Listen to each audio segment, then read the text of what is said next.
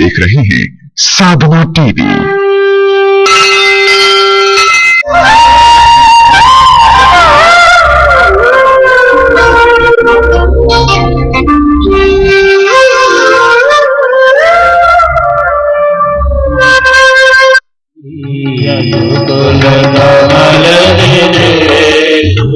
जय जय देव विनाशन करुणाशन सुरकुल के जय जय देव हरि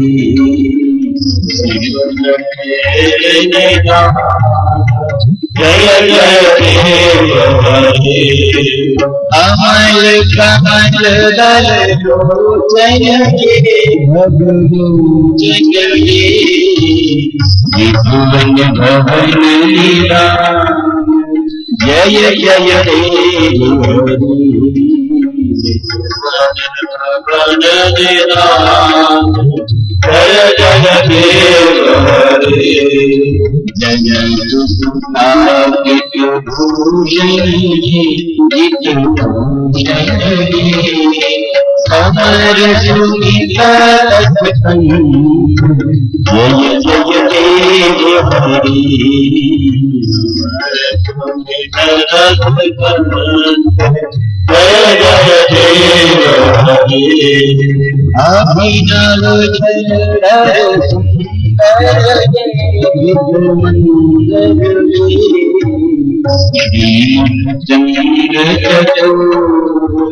जय जय देव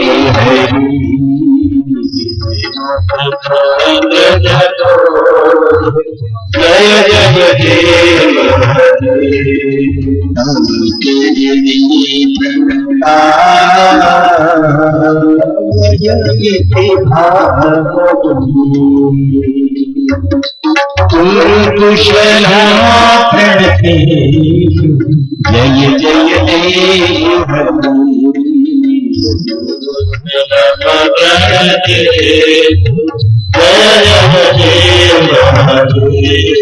श्री जय देव कविता मंगल जय जय देव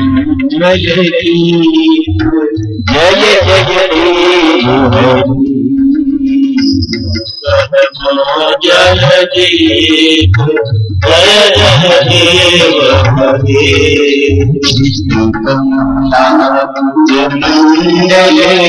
जीत जय जय देव हरि ललित पद्मा जय जय देव हरि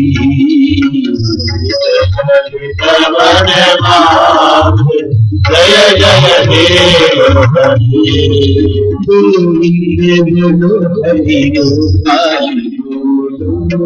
गोविंद हरि गोपाल गोविंद हरि गोपाल गोविंद हरि गोपाल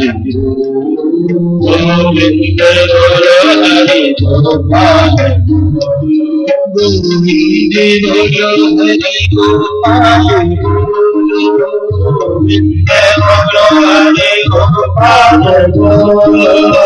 गोविंद हरि गोपाल गोविंद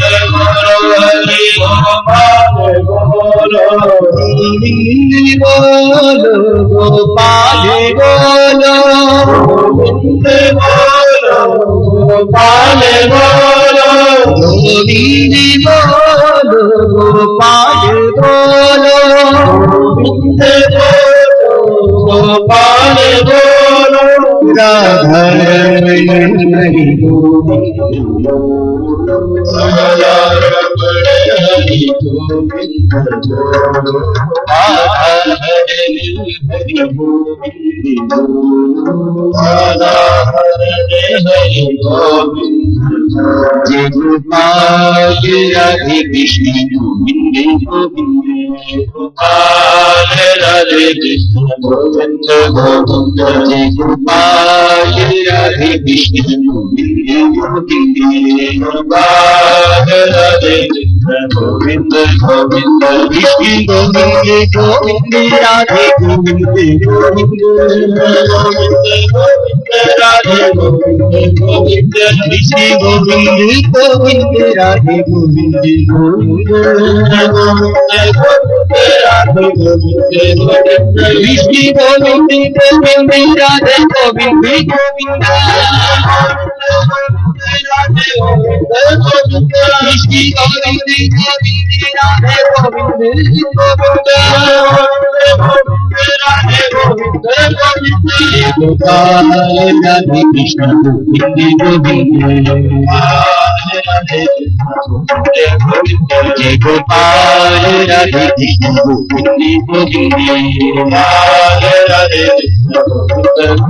जय गोपाल राधे कृष्ण गोविंद गोविंद राधे जय गोपाल राधे कृष्ण गोविंद गोविंद जय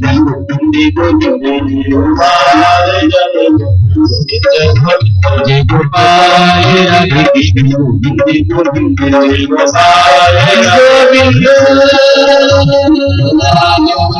गोविंद गोविंद जय गोपाल राधे कृष्ण गोविंद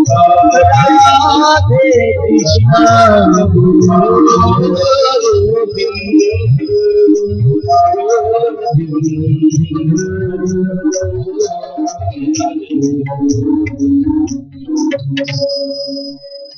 भक्तवत्सल भगवान की, आनंद कंद श्री कृष्ण चंद्र भगवान की, राधा सर्वेश्वर भगवान की, वृंदावन धाम की, वृंदावन बिहारी लाल की, गिरिराज महाराज की, महंकाल भगवान की, अंकपाद चक्र की, चित्रामल्ला की,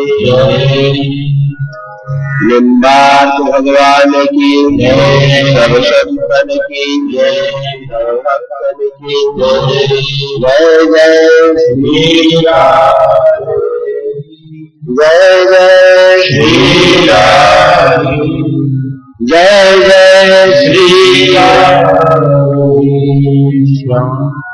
सत्यां चितौ किं कसितो प्रयासै बाहौ स्वसिद्धे उपवर्णरैकिं सत्यं जलौ किं पुरुधान्यपाक्ष्या विक्लकलादौ सति किं विपुलैः।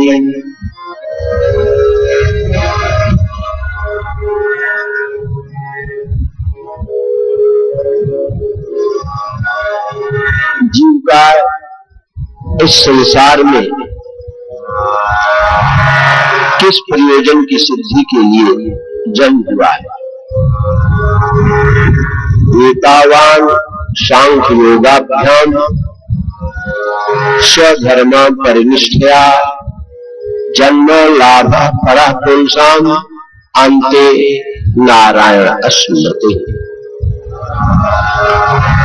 दो बातन को भूल मत, जो चाहे कल्याण नारायण एक मौत को, दूजे श्री भगवान।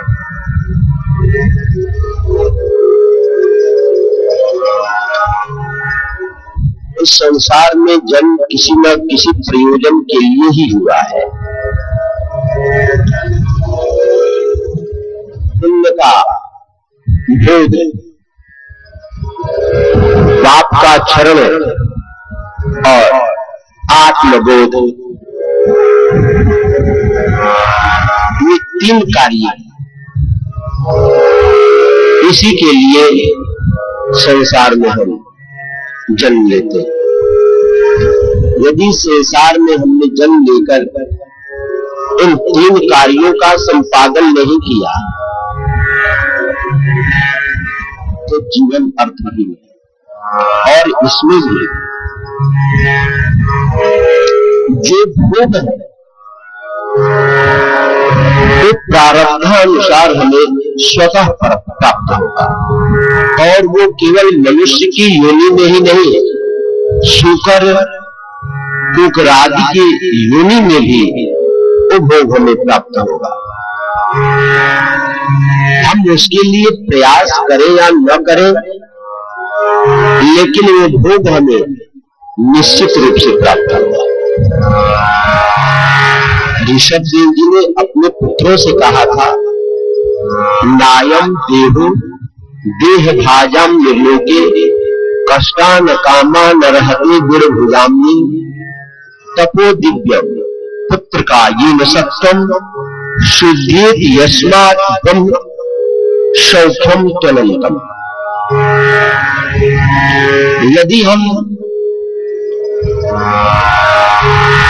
मूल्यांकन करें, अवलोकन करें,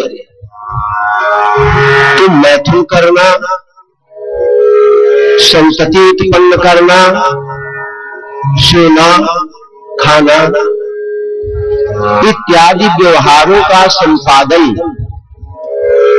पशु पक्षी भी करते हैं, और हमने भी अपने संपूर्ण जीवन में इन्हीं कार्यों को किया, तो हमारे मानव जन्म की श्रेष्ठता क्या है? हम भी फिर उसी श्रेणी के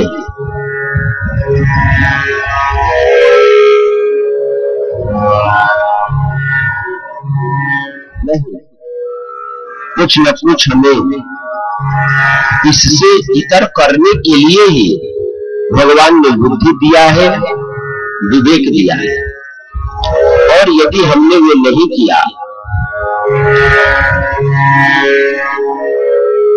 तो हमारा जन्म निरर्थक है।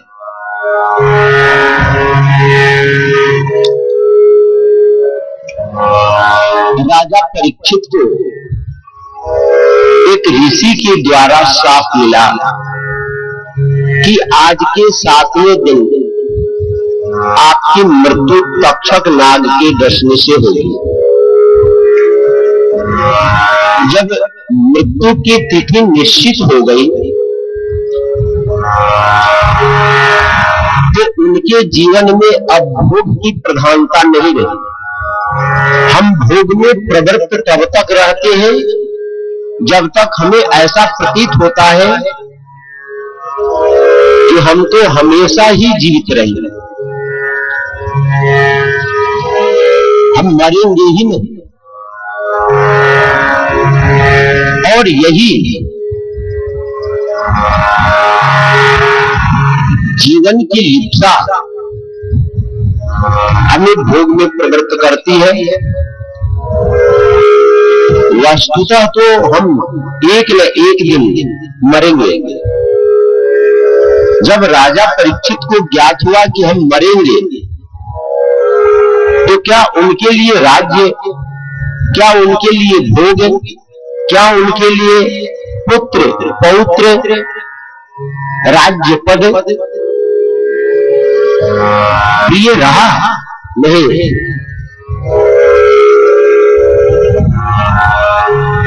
दद्धौ मुकुंदांघ्रिमनन्य भावो मुनि व्रतो मुक्त समस्त संगा। उन्होंने संपूर्ण आसक्तियों का परित्याग किया और गंगा के किनारे आमरण अनशन का व्रत लेकर के बैठ गए। अब मरना है, जब मरना है तो भूख ये केवल राजा परीक्षित के लिए ही नहीं है, ये सब के सब हमारे जीवन में भी है। हम लोग भी एक न एक दिन मरेंगे, लेकिन हम भूले रहते। यही हमारे जीवन की दुविधा है कि ये जानते हुए भी कि हम मरेंगे, हम दुविधा में जी रहे हैं। हम शाश्वत काल तक, अनंत काल तक जीत रहे हैं, और उसका प्रमाण है भोगों का संग्रह।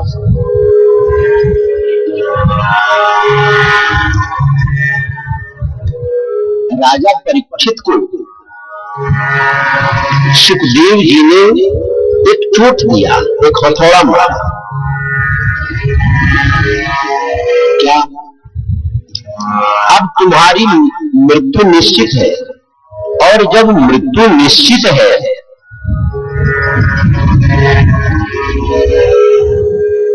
तो अब तुमको 7 दिन के लिए ही सही, लेकिन एक दृढ़ संकल्प लेना होगा। क्या संकल्प ले? संकल्प ये लेना पड़ेगा, जितासन, आसन जीतो, जिता श्वास हो, श्वास जीतो, जित संग, आसक्ति का परित्याग करो, जितेंद्रिय है, इंद्रियों को जीतो। वस्तुतः ये इंद्रियां ही हमें भोग में प्रवृत्त करते हैं। जैसे मित्र है, मित्र ने रूप को देखा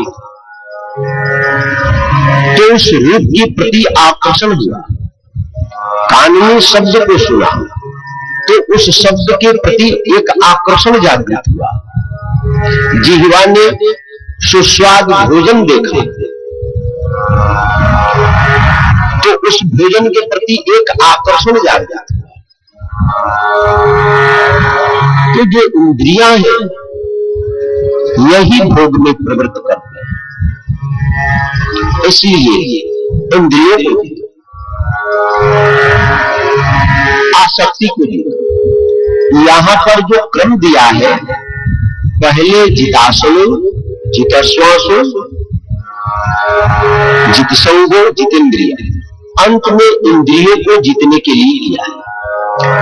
तो हम लोग उल्टा करें, पहले इंद्रियों को जीतो। जब तक इंद्रियों को हम जीत नहीं लेंगे तब तक हम आसक्ति से रहित नहीं हो सकते। इसलिए पहले इंद्रियों को जीतो, उसके बाद आसक्ति का परित्याग कर। आसक्ति के परित्याग के बाद अब आसन जीतना है, और आसन जीतने के बाद श्वास को जीतना है। जब ये चारों प्रयोजन सिद्ध हो जाए, और इन चारों प्रयोजनों के सिद्धि के लिए स्थूले भगवतो रूपे मन संधार्य किया,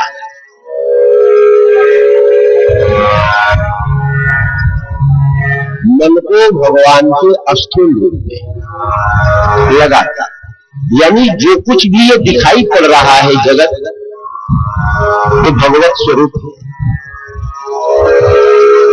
यानी संसार की प्रत्येक वस्तुएं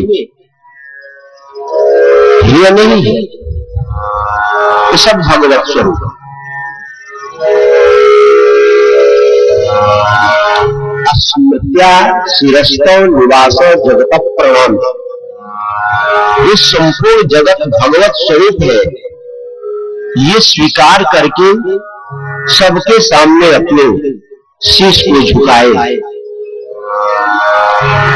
नलकूबर मणिग्रीव ने स्तुति करते हुए वाणी पुराण कथने, वाणी आपके पावन चरित्र का गान है, श्रवण कथाया, कान आपके पावन चरित्र का श्रवण करें।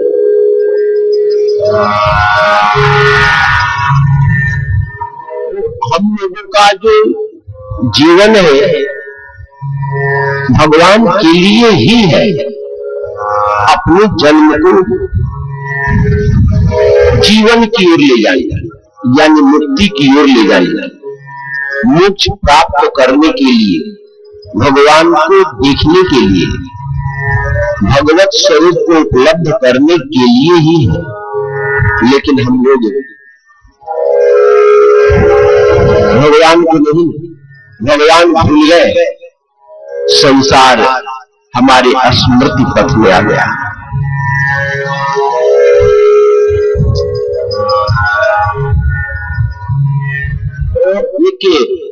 वैराग्य का जो आदर्श है उसका सूत्र देते हुए कहते हैं,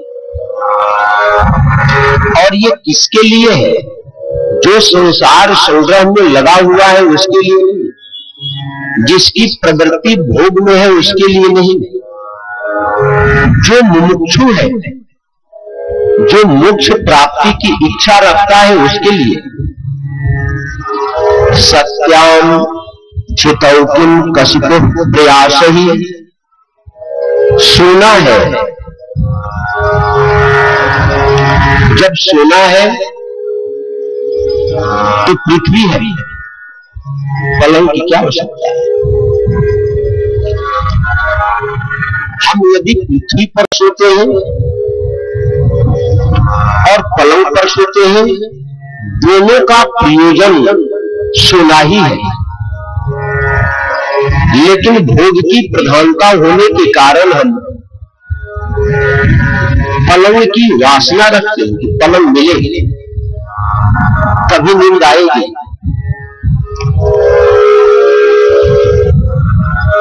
और कहते हैं कि तकिया की क्या जरूरत है, जब बाह को नीचे लगा ले, बाह भी तकिया का काम करेगा। और जब अंजलि है तो पात्र की क्या आवश्यकता है, पात्र की क्या जरूरत है। ये वैराग्य का एक आदर्श है। दिग्बल कलादो सतकुंज कुल, दिशाएं हैं, बलकल है, तो वस्त्र की क्या जरूरत है। यानी जीवन में कितनी तितिक्षा होनी चाहिए, इसका उदाहरण भर्तृहरि ने हमारे जीवन में कैसा कुटुंबी होना चाहिए,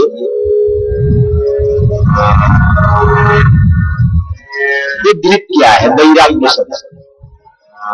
धैर्यम यस्य पिता क्षमा च जननी शांति शरं गेहनी सत्यम नित्यम इदम दया च भगनी भ्राता मन संयम शय्या भूमितलम दिशोति वसनम ज्ञानामृतम भोजनम यते यस्य कुटुंबिनो वद सके कामात् भजम योगिना। धैर्य, इसको पिता बना, क्षमा को मां बना, और शांति को अपनी पत्नी बना। हमारे कुटुंबी कैसे हो, यदि जीवन में धैर्य है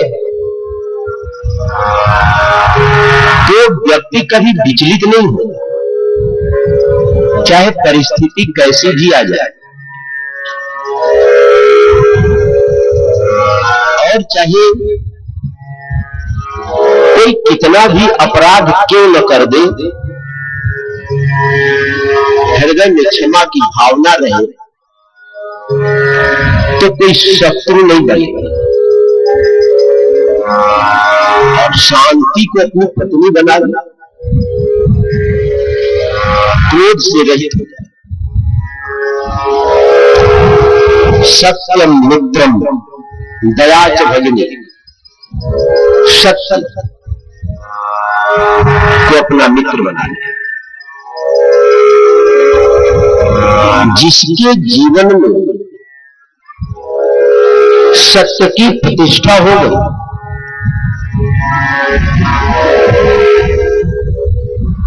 उसकी जीवन में उसकी वाणी सिद्ध हो, और सत्य प्रतिष्ठायाम क्रिया फला श्रियत्यम योग का एक सूत्र है। यदि सत्य सिद्ध हो गया तो उसके क्रिया द्वारा, उसके वाणी द्वारा जो कुछ भी होगा सब सत्य होगा। एक कथा आती है, दादू जी चोरी करते थे, चोरी उनकी वृत्ति थी। एक बार उनकी इच्छा हुई तो मैं भी दीक्षा लूं, तो दीक्षा लेने के लिए अपने गुरु जी के यहां गए। गुरु जी ने कहा कि तुमको चोरी छोड़नी पड़ेगी। दादू जी ने कहा कि चोरी की वृत्ति हमारी अस्थायी है, इसको मैं नहीं छोड़ सकता। कोई और आपके पास में यदि शर्त हो तो उसको हम स्वीकार कर सकते हैं। इनके गुरुदेव ने कहा कि तुम सदैव सत्य बोलो।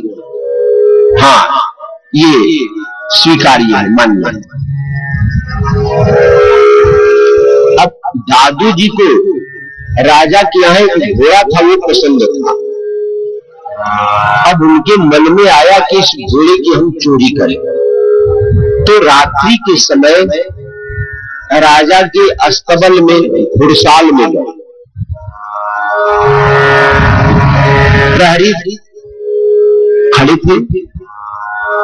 प्रहरियों ने पूछा तुम कौन हो? तो दादू जी ने कहा कि मैं चोर हूं।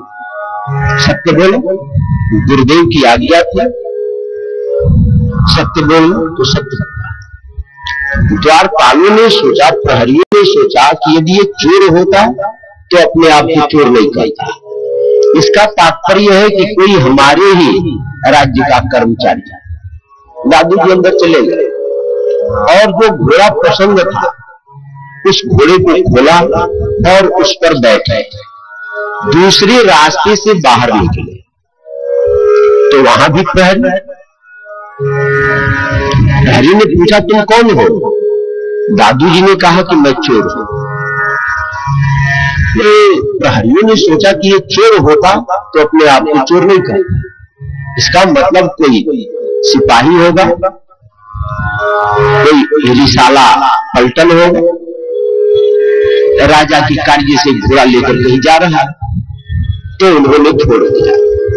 अब दादू जी चले, चलते चलते चलते चलते प्रातः काल हो गया। एक मंदिर मिला जहां पर श्रृंगार आरती हो रही। वहां पर घोड़े को बांध दिया और आरती का दर्शन करने के लिए अंदर चले गए। तब तक राजा के यहाँ ये हलचल मच गया कि घोड़े की चोरी हो गई। अब सिपाही चारों दिशाओं में दौड़े। तो जहां पर दादू जी ने घोड़ा बांधा था वहां भी सिपाही पहुंचे।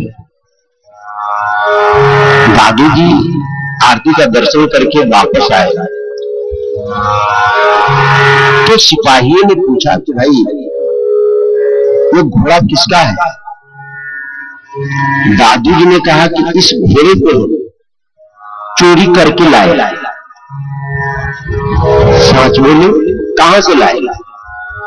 राजा के।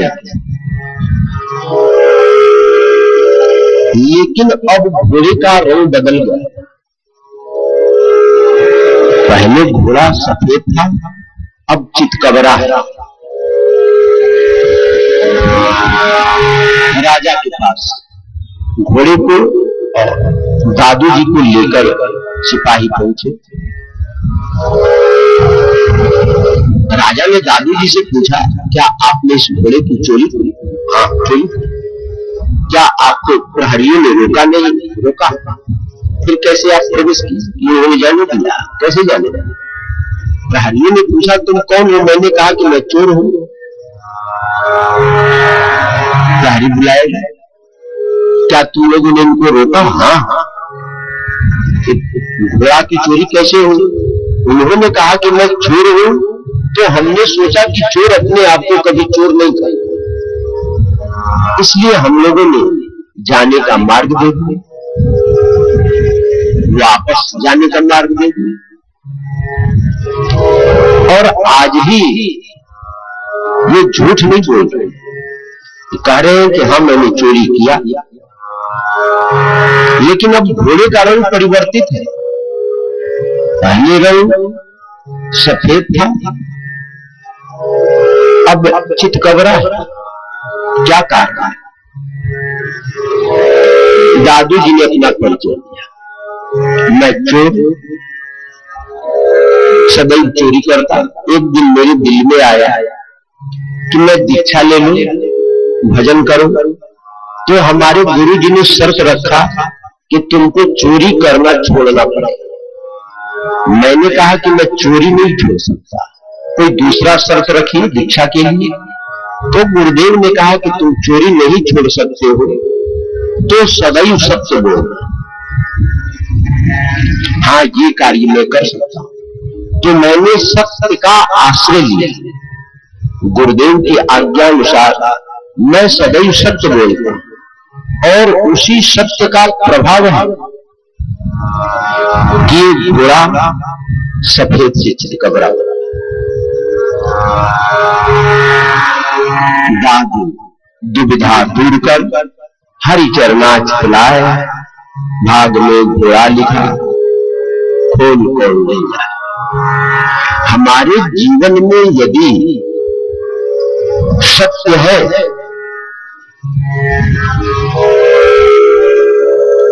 तो हमारी कामनाएं स्वतः पूर्ण हो। उसके लिए हमको चेष्टा करने की जरूरत नहीं, बस जीवन में सत्य आ जाए, सत्य उतर जाए। हम लोग ये सोचते हैं कि यदि हमने सत्य का आश्रय नहीं लिया तो मेरा ये अमुक काम बिगड़ जाएगा। काम नहीं बिगड़ेगा। हमारे जीवन में सत्य उतरा नहीं है। क्या पशु पक्षी जीवित नहीं रहते? उनको झूठ का आश्रय लेना पड़ता है क्या? नहीं, जीवित रहते हैं। पुत्र पौत्र सब उत्पन्न करते हैं, खाते पीते जीवित रहते हैं, मैथुन करते हैं। जो हमारा व्यापार है, व्यवहार है, उसी का संपादन वो भी करते हैं, लेकिन ये झूठ कभी नहीं बोली, झूठ का आश्रय नहीं। हमारे जीवन में भी यदि सत्य आ जाए, उतर जाए, तो हमारा जीवन भी चलेगा, अच्छा चलेगा, बहुत सुंदर चलेगा। ऐसा प्रतीत हो रहा होगा, होता होगा, लोग सोचते होंगे कि सत्य के बिना जीवन दुभर हो जाएगा, लेकिन होता नहीं। तो सत्य को अपने जीवन में मित्र बनाना, सत्य ही हमारा साथी और सच्चा साथी सत्य ही है। सब छोड़ सकते हैं आपको, लेकिन सत्य सदैव आपका साथ देगा, लोक में भी और परलोक में। दया भजन जीवन में दया, जीवों के ऊपर दया। कोई दुखी है तो उसके ऊपर दया होनी चाहिए, लेकिन कहीं दया आसक्ति न बन जाए, ये भी सावधानी बरतनी चाहिए, नहीं तो उसका परिणाम क्या होगा। राजर्षि भरत अपने गृह का परित्याग किए, गंडकी के किनारे चले और उन्होंने वहां पर भगवत आराधना प्रारंभ की। एक दिन वो भगवान सूर्य को अर्घ दे रहे थे, गंडकी नदी में खड़े हुए। एक मृगी आई, गर्भवती थी, जल पी रही थी। उसी समय एक सिंह ने गर्जना की। सिंह की गर्जना से मृगी भयभीत हुई और भयभीत होकर गंडकी नदी को पार करने के लिए छलांग लगा। उसका जो गर्भ था जल की धारा में गिर पड़ा और बहता बहता राजर्षि भरत के पास में आ गया। भरत जी को दया आई और दयावश उस मृग शावक को उन्होंने अपने गोद में उठा लिया, अपने कुटिया में लेकर के आए। जीव के ऊपर दया होनी चाहिए, लेकिन सावधानी, सावधान, वो दया आसक्ति न बन जाए। और भरत जी के जीवन में यही हुआ। दया तक तो ठीक था, जीव की रक्षा करना परम कर्तव्य है, लेकिन भगवान की भक्ति छूटने लगी, भगवत चिंतन छूटने लगा। जब छूटने लगा, ध्यान छूटने लगा, भगवत सेवा छूटने लगी, धीरे धीरे धीरे धीरे उस मृग शावक ने भरत जी के चित्त के ऊपर अपना ऐसा साम्राज्य स्थापित कर लिया कि जिस अंतःकरण में भगवत स्वरूप होना चाहिए, भगवान का स्मरण होना चाहिए, वो समाप्त हो गया। और अब मृग शावक बैठ गया उनके चित्त में। मृत्यु आई तो मृत्यु के समय उन्होंने उस मृग शावक का चिंतन करते हुए अपने प्राण का परित्याग किया। और ये सत्य है कि जो बुद्धि है मृत्यु बेला में जैसा जिस आकृति का चिंतन करती है, दूसरे जन्म में वही आकृति धारण करके जन्म लेती है। जन्म चेतन तत्व का नहीं होता, जन्म बुद्धि का होता है। और अंत में बुद्धि जिस स्वरूप का चिंतन करती है उसी स्वरूप की उपलब्धि होती है। जड़ भरत प्रमाण है। मरते समय उन्होंने मृग शावक का चिंतन किया था और उसका परिणाम क्या निकला कि दूसरी जन्म में उनको मृगी के गर्भ से जन्म लेना पड़ा। लेकिन मृगी की योनि में भी उनको अपने पूर्व जन्म का स्मरण था कि मैं भरत था, मृगा शक्ति के कारण मुझे मृग की योनि में जन्म लेना पड़ा। वो अपने परिजन से पृथक रहने लगे। जब प्रारब्धानुसार अपने शरीर का परित्याग किया तो दूसरे जन्म में एक ब्राह्मण के यहाँ जन्म, लेकिन उस योनि में हुए जात समर्थ पूर्व जन्म का उनको ज्ञान था। अब हम कहीं भी आसक्त नहीं हुए, उन्होंने संकल्प ले लिया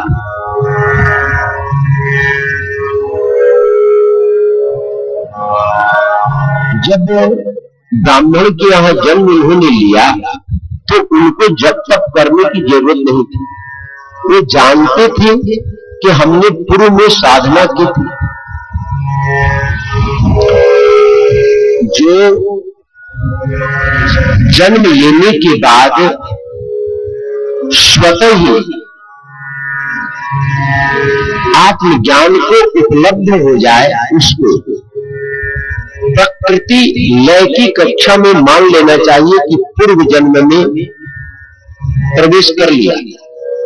और प्रत्ययः विदेह प्रकृति लयान, जिसमें पूर्व जन्म में विदेह अवस्था, विदेह अवस्था बोलते हैं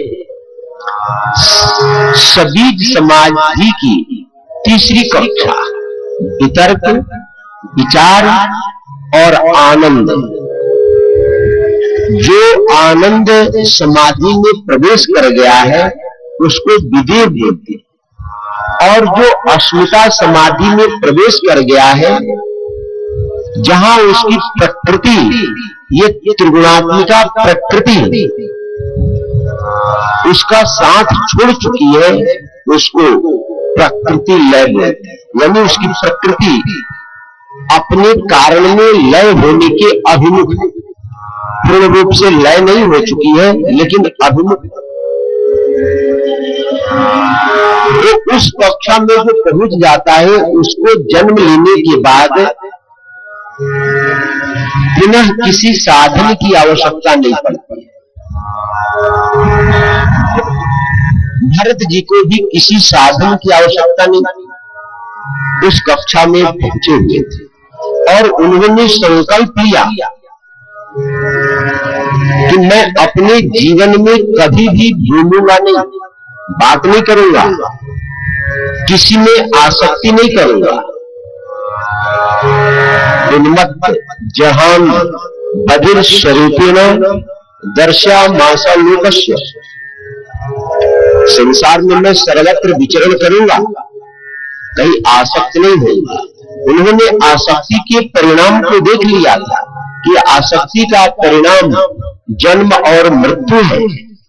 किस योनि में हम चले जाए कुछ ज्ञात नहीं। हम ऐसा न मान ले कि हमने मनुष्य रूप में जन्म लिया है तो सदैव हम मनुष्य रूप में ही रहेंगे, नहीं।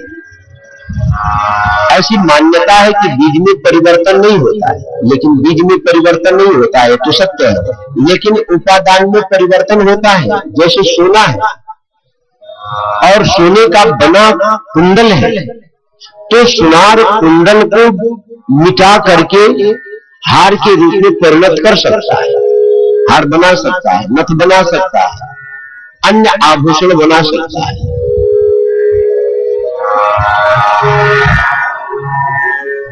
उपादान में परिवर्तन निश्चित होता है कि जो हम लोगों का शरीर है उपादान पंचभूत है।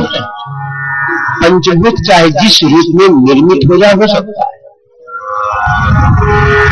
तो भरत जी इस रहस्य को जानते थे, इसलिए उन्होंने अंधे के समान, बहरे के समान, गूंगे के समान, जड़ के समान, पागल के समान रहने, ताकि कोई हमसे बात न करे। और उनके पिताजी ने बहुत चेष्टा की गायत्री मंत्र सिखाने की, यज्ञोपवीत करवाया, लेकिन जब जीवन में विकार नहीं है तो संस्कार की क्या किया। दया च भगवती, दया को अपना जीवन में वाहन के रूप में स्वीकार कर, भ्राता मन संयम और मन के संयम को अपना भाई बना। ये जो संस्कृति का कारण है, मन ए मनुष्याणाम कारणम बंध मुख्य, चेतः खलवश्य बंधाय नित्य चात्मनो मतम। कपिल देव जी देवहूति से कह रहे हैं, ये जो मन है यही जन्म और मृत्यु का कारण है। इसको अपना भाई बनाए, यानी मन का कार्य है संकल्प और विकल्प। मन की पहचान कैसे होती है? आप लोगों ने कभी मन को पहचानने की चेष्टा की? नहीं की तो पहचानने की चेष्टा की। मन संकल्प और विकल्प करता है। मन की पहचान संकल्प और विकल्प से। जब तक मन संकल्प और विकल्प में लगा हुआ है तब तक मन है। मन जब संकल्प और विकल्प छोड़ दे तब समझ लीजिए कि आपका भाई बन गया। आप ये न मान ले कि मन, हम लोग सो जाते हैं तो मन भी सो जाता है, मन जीवित रहता है और उसकी पहचान है स्वप्न। मन स्वप्न में भी संकल्प करता है और मन का संकल्प ही आकृति ग्रहण करती है। मन में जो संकल्प आता है वो संकल्प ही आकृति के रूप में परिणत होती है। तो मन को हम अपना भाई बनाए। सुषुप्ति में मन कारण में लीन हो जाता है। सुषुप्ति में और समाधि में समता है, साम्य है, लेकिन जो निद्रा है, निद्रा में तम की, अज्ञान की प्रधानता रहती है, इसलिए वस्तु दृष्टिगोचर नहीं होती। जैसे रात्रि में हम सोए और विद्युत को बंद कर दें तो कमरे में संपूर्ण सामग्री होने के बाद भी दृष्टि गोचर नहीं होती। सब कुछ विद्यमान है लेकिन दिखता नहीं है, क्योंकि वहां पर मन अज्ञान में लीन। और समाधि के अंदर जो मन है वो सत्य में स्थित रहता है, और सत्य प्रकाशक है। जो प्रकाश दिखाई पड़ता है ये सत्य का परिणाम है, जो अंधकार दिखाई पड़ता है वो तम का परिणाम है। तो निद्रा के अंदर मन तम में रहता है, इसलिए कुछ दृष्टिगोचर नहीं होता, लेकिन समाधि में मन सत्य में स्थित होता है, इसलिए उसको सब कुछ दिखाई पड़ता है। संपूर्ण जगत, जन्म जन्मांतर की वासनाएं, संस्कार, सब कुछ दिखाई पड़ता है। शय्या भूमि तलम, शय्या को हम शय्या भूमि को स्वीकार कर, पृथ्वी को बनाया और दिशाओं को वस्त्र बनाया, यानी दिगंबर। इतना संग्रह परिज्ञा से रहित हो जाए कि दिशाएं हमारे लिए वस्त्र का काम करें। आवश्यकता वस्त्र की नहीं है, हम लोगों ने आवश्यक मान लिया है, वस्तुतः आवश्यक है नहीं। किशेषु वसनम ज्ञानामृतम भोजनम यते यस्य कुटुंबिनो, यदि आपके पास ऐसे कुटुंबी है तो उस योगी को कोई भय है क्या? नहीं, वो तो निर्भय पद को प्राप्त कर। सुखदेव जी ने राजा परीक्षित को कहा, परीक्षित वैराग्य की पराकाष्ठा को अपने जीवन में धारण करो।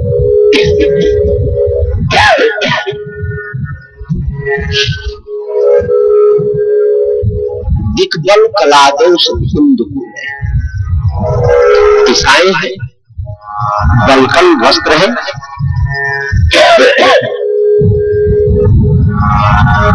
उसी को धारण। और वो भी नहीं है चिराणी किम पति में संसे विसंते विक्षाओं नई बाहों की बात। दरिद्रता सरिचित सुषम दरिद्रा गुहा किम जितेवति नो प्रसन्ना कस्मात् भजन कवयो धन दुर्मदा।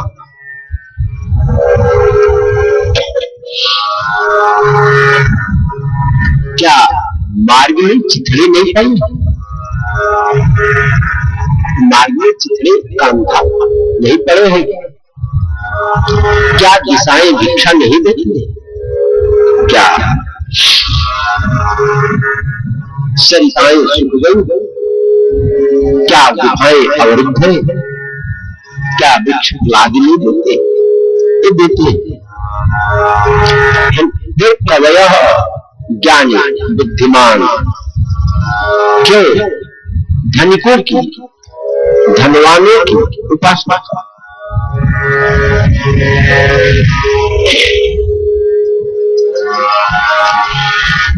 आवश्यक नहीं। यदि ये सब हमारे जीवन में है तो किसी की आवश्यकता नहीं, और सब लोग सब। यदि ये सब नहीं है कोई बात नहीं। क्या वो भगवान सर्वेश्वर जिन्होंने जन्म दिया है वो हमारी जीविका का प्रबंध नहीं करेंगे? एक बार शिवाजी को अभिमान हो गया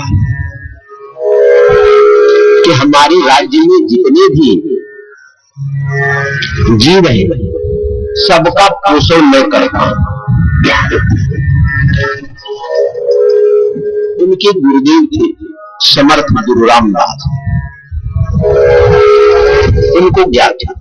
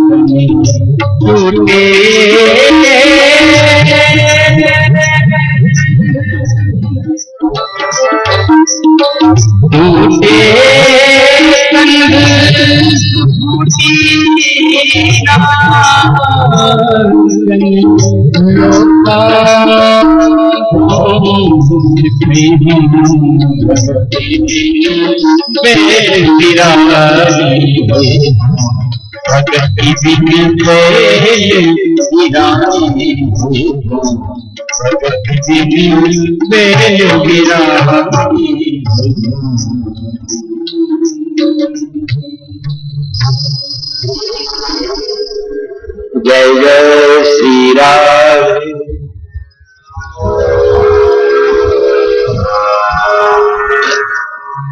जब साधक वैराग्य की उस कक्षा में पहुंचता है, न यत्र शोको न जरा न मृत्यु, वहां पर शोक नहीं है, किसी प्रकार का शोक, बुढ़ापा नहीं है, मृत्यु नहीं है, मृत्यु से अतीत हो जाता है। नार्ते न चोद्वेगे रीति कुतस्य, वहां पर वो सबसे रहित हो जाता है, किसी प्रकार का उद्वेग भी उसके जीवन में नहीं है। ऐसे साधकों के लिए, ऐसे जिज्ञासुओं के लिए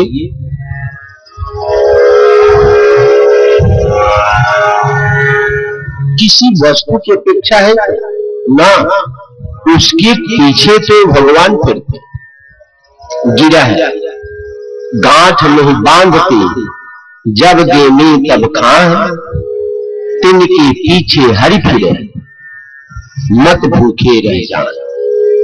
उनके पीछे पीछे तो भगवान चलते हैं कि कहीं भूखा न रह जाए। भगवान तो विश्वंभर है।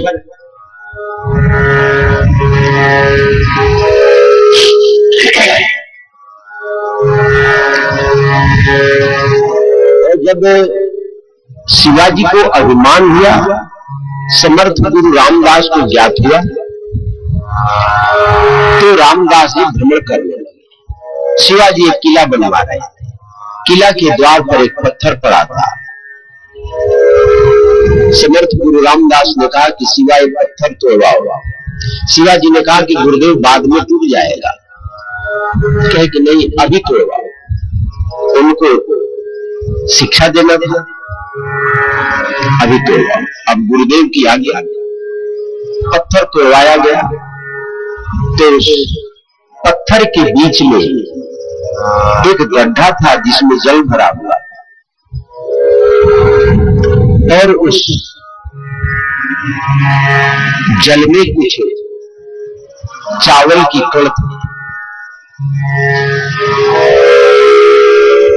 रामदास जी ने पूछा, केशिया, ये बंदर, ये मेढक भी तुम्हारे राज्य का है? हाँ? क्या तुमने इसका पोषण किया? क्या तुमने इसको खिलाया? क्या तुमने पानी की व्यवस्था की? क्या तुमने अन्न की व्यवस्था की इसके लिए? नहीं गुरु। तो फिर अभिमान किस लिए कि मैं सारे संसार को जो हमारे आश्रित है उनको मैं खिलाता हूं? भगवान विश्वंभर कहलाते हैं, सबको खिलाकर खाते हैं। एक बार लक्ष्मी जी को कौतूहल हुआ, भगवान ने कहा कि सारे संसार को खिला करके मैं खाता हूं। तो लक्ष्मी जी ने परीक्षा की, एक पतंगे को उन्होंने एक पात्र में बंद कर दिया। मैं भगवान से पूछूंगी, आप तो कहते कि मैं सबको खिलाकर खाता हूं। तो उन्होंने एक पतंगे को एक पात्र में बंद कर दिया, ढक दिया, छिपा दिया। रात्रि में सोने का समय हुआ तो लक्ष्मी जी ने पूछा कि क्या आपने संसार के सभी जीवों को खिला दिया? आप सो रहे हैं? हाँ, सबको खिला दिया, कोई भूखा नहीं है। नहीं, आप झूठ बोल रहे हैं। एक ऐसा भी है जो अब तक भूखा है, कहां है? देखो, बताओ कौन है भूखा? तो पात्र लेकर के आई, पात्र लेकर के आई तो उसमें एक पतंगा बंद था। ये भूखा है, खोलकर देखो। तो जब खोलकर देखा तो पतंगा का भोजन उसमें पत्ता आदि, तृण आदि पड़े हुए। ये देखो, सबको खिलाने के बाद ही मैं खाती हूँ। सारे संसार को भगवान खिला करके ही खाते हैं, इसी से उनको विश्वंभर कहा जाता है। भगवान विश्वंभर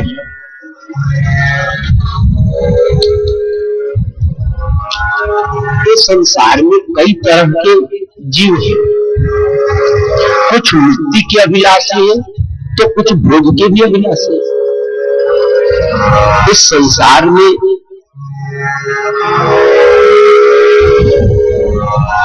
कुछ जीव जन्म लेते हैं तो सोचते हैं कि हम मुक्ति लाभ करें, मुक्ति प्राप्त करें, लेकिन कुछ जीव ऐसे भी हैं जो चाहते हैं कि हमारे जीवन में भोग प्राप्त हो। तो भोग के लिए, भोग प्राप्ति के लिए सुखदेव जी ने जो विभिन्न प्रकार के देवों की उपासना का स्वरूप बताया है, वैसे साधारण ढंग से हम देखें तो संसार में मुक्ति की कामना वाले बहुत कम है। मनुष्याणाम सहस्रेषु कश्चित् गतिः सिद्धे। कोई बिरला पुरुष है जो मुक्ति चाहता होगा। किसी को पुत्र चाहिए, किसी को पत्नी चाहिए, किसी को पति चाहिए, किसी को धन चाहिए, किसी को गाड़ी चाहिए, किसी को नौकरी चाहिए। विभिन्न प्रकार की कामनाओं से हम लोग ग्रसित हैं। बहुत कम लोग ऐसे होंगे जो चाहते होंगे कि हम मुक्त हो जाएं। शायद कोई, बाकी तो सब संसार के चक्र में ही पड़े और सत्य भी है। हम जब संसार में भोग के लिए आए तो भोग भी भोग, इन भोगों को प्राप्त करने के लिए। वैसे तो भोग की प्राप्ति प्रारब्धानुसार होती है। एक बात आप मान लो, आपके जीवन में सुख और दुख है, उसका पूर्व जन्म से संबंध अवश्य है। आपने पूर्व जन्म में यदि सुकृत किया है, पुण्य कर्म किया है, तो सुख के रूप में सामने आए, और आपने पूर्व जन्म में यदि दुष्कृत किया है, तो दुष्कृत वो पाप आपके सामने दुख के रूप में आएगा, निश्चित रूप से आएगा। आपने यदि बैंक में पैसा जमा किया है, तो बैंक का मैनेजर अधिकारी आपको पैसा देने के लिए बाध्य है। और यदि आपके पास में जमा पूंजी नहीं है, भले ही खाता खुला हो, तो बैंक का अधिकारी आपको देने के लिए बाध्य नहीं।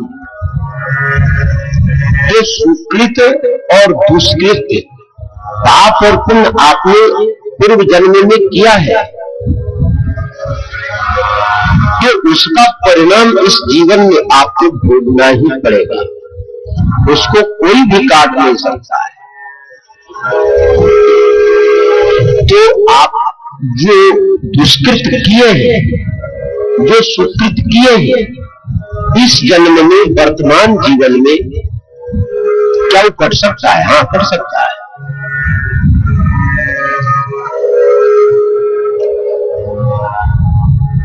अष्टधा सिद्धि, 8 प्रकार की सिद्धियां हैं। कपिल देव जी ने तत्व समास में कहा कि जो 8 प्रकार की सिद्धि है, उसमें 5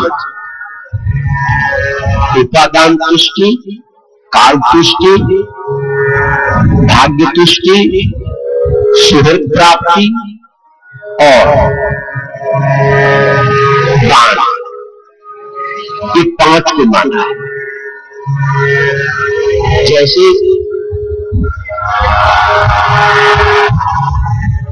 उपादान तुष्टि, यदि कोई व्यक्ति एसपी का बेस बना ले, स्टार लगा ले, चक्र लगा ले, वैसा ही परिधान पहन ले, बहरूपिया, तो क्या उसको एसपी का दर्जा मिलेगा? नहीं मिलेगा। क्या यदि कोई संन्यास ग्रहण कर ले, गिरवा कपड़ा पहन ले, दंड ले ले, जटा आदि रख ले और नित्य पाप कर्म ही करे, तो क्या वो मुक्त हो सकेगा? नहीं। ये उपादान तुष्टि। किसी ने एसपी का वेश बना लिया, एसपी का परिधान पहन लिया, और वो सोच ले कि हम तो एसपी बन गए, तो एसपी बनने के अंतराल के बाद, उसके बाद एसपी बनने के बाद जो सुख सुविधाएं सरकार के द्वारा प्राप्त होती है, उसको मिलेंगी नहीं।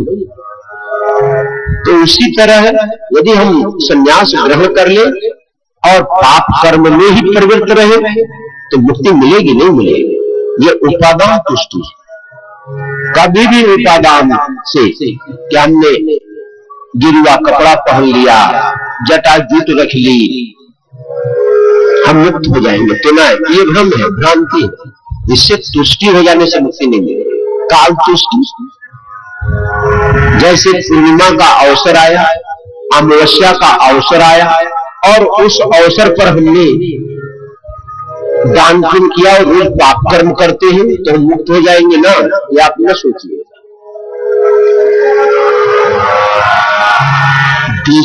भाग्य तुष्टि, भाग्य में होगा, प्रारब्ध में होगा तो प्राप्त हो जाएगा, तो भाग्य तुष्टि है, उसे भी प्रयोजन सिद्ध होने वाला नहीं है। सुहृद प्राप्त, कोई महापुरुष मिल जाए, जैसे कोई निर्धन व्यक्ति बैठा है और कोई धनवान इस मार्ग से निकले और वो भूखा है, वस्त्रहीन है, और उस पुरुष को दया आ जाए धनवान को, और उस निर्धन को अपनी ओर से अनुग्रह करके कुछ दे दे, वस्त्र दे दे, धन दे दे, द्रव्य दे दे, अन्न दे दे, तो सुहृद प्राप्ति से भी, सुहृद मिल जाए उससे भी काम बन सकता है। यदि कोई मुमुक्षु है, मुक्ति की इच्छा है या मुक्ति की इच्छा नहीं भी है, और कोई ऐसा महापुरुष मिल गया, अपनी ओर से वो अनुग्रह कर दे, अपनी ओर से यदि अनुग्रह कर देता है तो मुक्ति लाभ भी हो सकती है, आपका भाग्य भी बदल सकता है, पुत्र लाभ भी हो सकता है, सब कुछ मिल सकता है। और दानता कोई ऐसा महापुरुष है जिसकी आप सेवा करें और उस सेवा के बदले आपको कुछ दे। जैसे आप किसी अधिकारी के पास जाए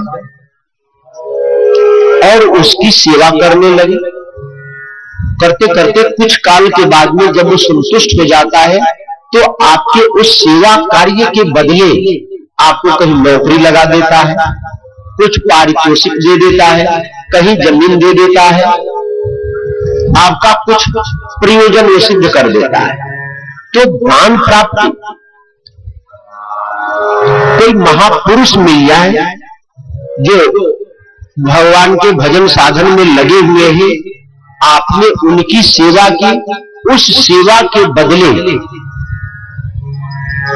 आपको पता नहीं पड़ेगा लेकिन आपको बहुत कुछ प्राप्त हो जाए। तो ऐसे कामनाओं की पूर्ति हो सकती है। एक ये विधा है। जैसे आप ब्रह्म तेज से संपन्न होना चाहते हैं तो बृहस्पति की उपासना करें। बम बृहस्पते नमः इसका निरंतर जप करे, पीत वस्त्र को धारण करे, पीत भोजन करे, आपका असन बसन सब पीत हो, तो इससे आप ब्रह्म तेज से संपन्न हो सकते हैं।